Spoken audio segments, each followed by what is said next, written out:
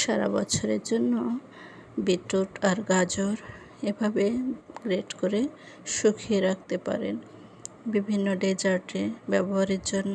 আর বিটরুটের গুঁড়ো করে শুকিয়ে গুঁড়ো করে খেলে আবার পেটের হজম শক্তি, তারপর বিভিন্ন রকমের লিভারের সমস্যা থাকলে তা দূর হয়। আর বিটরুট উপকারে আমরা সবাই জানি।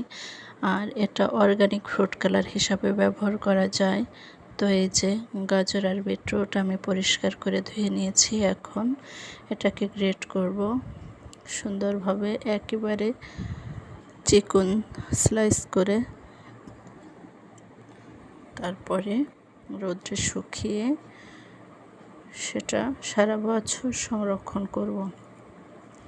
তো আমরা অর্গানিকভাবে সবসময় চেষ্টা করব বিভিন্ন খাদ্যদ্রব্য বিশেষ করে ঘরে তৈরি করার। বাজার থেকে অনেক ধরনের ফুড কালার আমরা কিনে থাকি, কিন্তু আমরা সবাই জানি সেটা কতটা স্বাস্থ্যসম্মত নয়। তো এভাবে ফুড কালার তৈরি করে আপনি সারা বছর বিভিন্ন ডেজার্টে বিভিন্ন রান্নায় ব্যবহার করতে পারেন। স্বাদেও অসাধারণ হবে এবং কালারটাও অর্গানিক হবে।